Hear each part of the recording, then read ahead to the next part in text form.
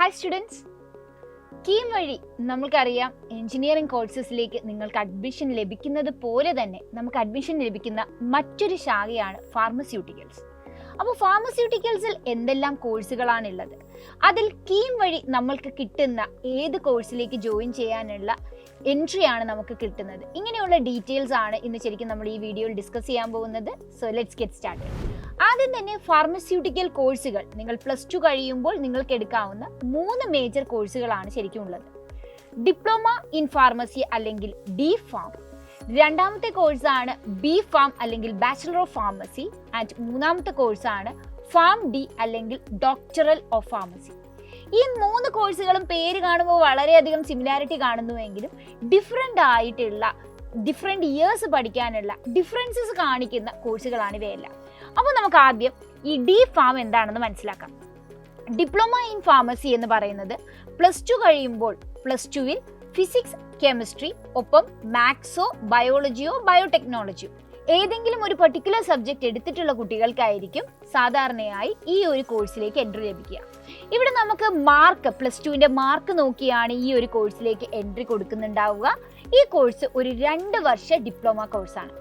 ഈ കോഴ്സ് കഴിയുമ്പോൾ നമുക്ക് സാധാരണയായി ഒരു ഫാർമസിസ്റ്റ് ആയിട്ട് നമുക്ക് എന്ത് ചെയ്യാം, രജിസ്റ്റർ ചെയ്ത ശേഷം ഒരു മെഡിക്കൽ ഷോപ്പ് സ്റ്റാർട്ട് ചെയ്യാനുള്ള ലൈസൻസ് ലഭിക്കുന്നതാണ്. അപ്പോൾ +2 കഴിഞ്ഞ് വളരെ പെട്ടെന്ന് പഠിച്ച ശേഷം ഒരു ഫാർമസ്യൂട്ടിക്കൽ മേഖലയിൽ ജോലി ലഭിക്കണം എന്നാണ് നിങ്ങളുടെ താല്പര്യമെങ്കിൽ DPharm നല്ലൊരു ഓപ്ഷനാണ്.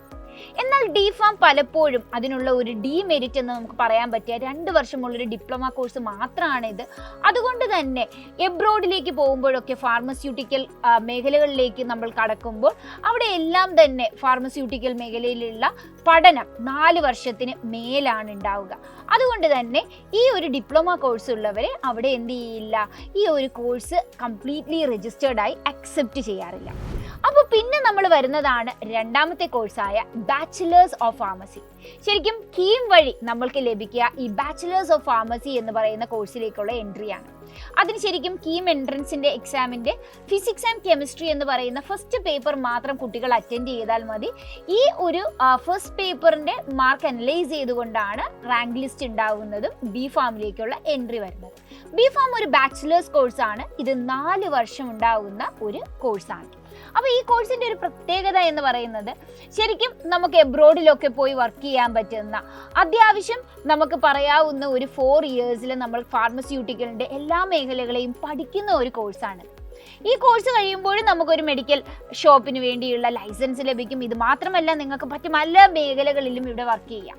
നിങ്ങൾക്ക് ഇതിൻ്റെ ഫെർദർ സ്റ്റഡീസ് ആയിട്ടുള്ള GPAT പോലുള്ള എൻട്രൻസ് എക്സാമുകൾ ക്ലിയർ ചെയ്തുകൊണ്ട് നിങ്ങൾക്ക് വേണമെങ്കിൽ MPharm മാസ്റ്റേഴ്സ് ഓഫ് ഫാർമസിയിലേക്ക് നിങ്ങൾക്ക് എൻട്രി ചെയ്യാം.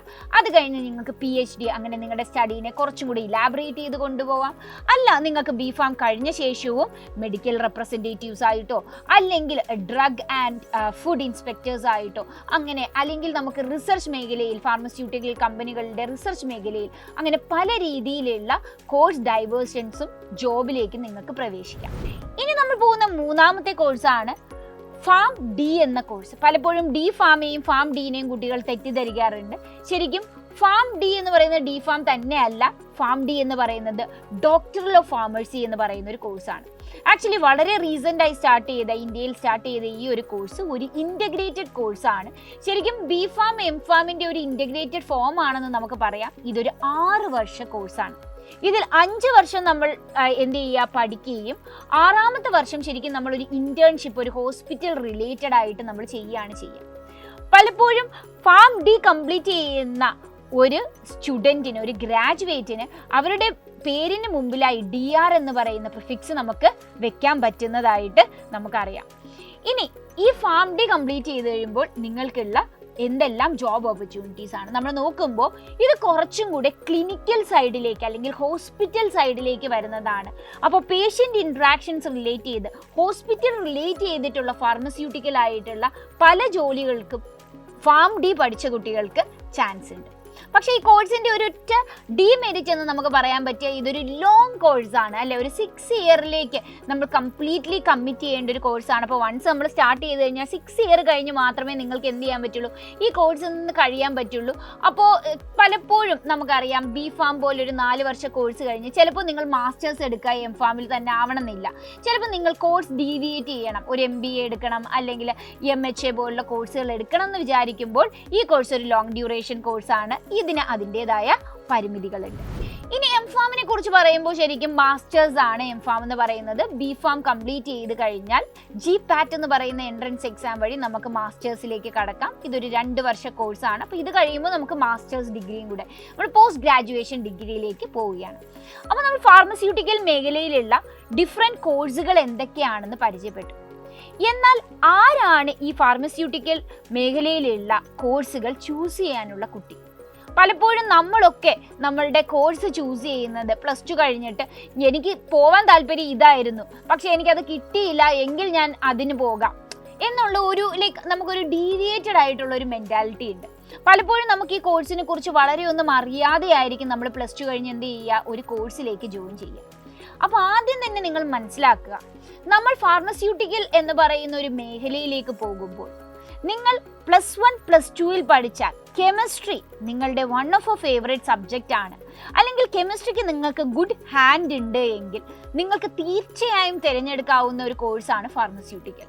ഇവിടെ ശരിക്കും നമുക്ക് ഫിസിക്സ് കെമിസ്ട്രി ആണ് നമുക്ക് മേജറായിട്ട് വരുന്ന ഒരു സിംഗിൾ പേപ്പർ. ഞാൻ പറഞ്ഞ പോലെ തന്നെ +2 കഴിഞ്ഞ് നിങ്ങൾ കീം എൻട്രൻസ് എഴുതുമ്പോൾ അതിൻ്റെ ഫസ്റ്റ് പേപ്പറായ ഫിസിക്സ് കെമിസ്ട്രിയുടെ മാർക്ക് നോക്കിയാണ് അതിൻ്റെ ഒരു സെപ്പറേറ്റ് റാങ്ക് ലിസ്റ്റ് ആണ് B.Pharmന്റെ സെലക്ഷന് വേണ്ടി ഉപയോഗിക്കുക.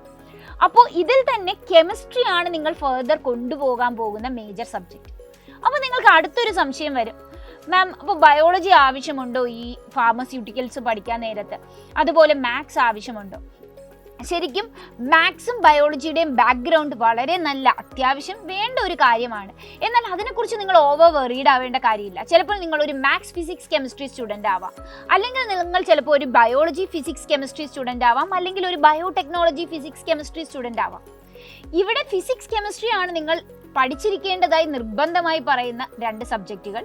മറ്റേത് ഓപ്ഷണലാണ്. കാരണം നിങ്ങൾ കോളേജിൽ എൻട്രി ചെയ്യുമ്പോൾ വൺസ് നിങ്ങൾ മാത്സോ അല്ലെങ്കിൽ ബയോളജിയോ പഠിച്ചിട്ടില്ല +1 +2ലെങ്കിൽ നിങ്ങൾക്ക് അവിടെ എന്ത് ചെയ്യും, ലാറ്ററലായി നിങ്ങൾക്ക് എന്ത് ചെയ്യാം, അപ്ലൈഡ് മാത്സും അപ്ലൈഡ് ബയോളജിയും പഠിക്കേണ്ടതായിട്ട് വരും. പക്ഷേ അത് കോളേജിൻ്റെ തന്നെ ഒരു എക്സാംസ് വരുന്നുണ്ടാവും. അപ്പോൾ നിങ്ങളത് കോളേജ് ടൈമിൽ തന്നെ നിങ്ങൾക്ക് ആവശ്യമുള്ള ബയോളജി അല്ലെങ്കിൽ ആവശ്യമുള്ള മാത്സ് നിങ്ങൾ ഇതിൻ്റെ കൂടെ തന്നെ പഠിക്കും. അപ്പോൾ ഒരിക്കലും നിങ്ങൾ ആ സബ്ജക്റ്റ് പഠിച്ചിട്ടില്ല എന്നോർത്ത് ഒരു ബയോമാത്സ് സ്റ്റുഡൻ്റ് അല്ലായിരുന്നു ഞാനെന്നോർത്ത് ടെൻഷൻ ആവേണ്ട കാര്യമില്ല.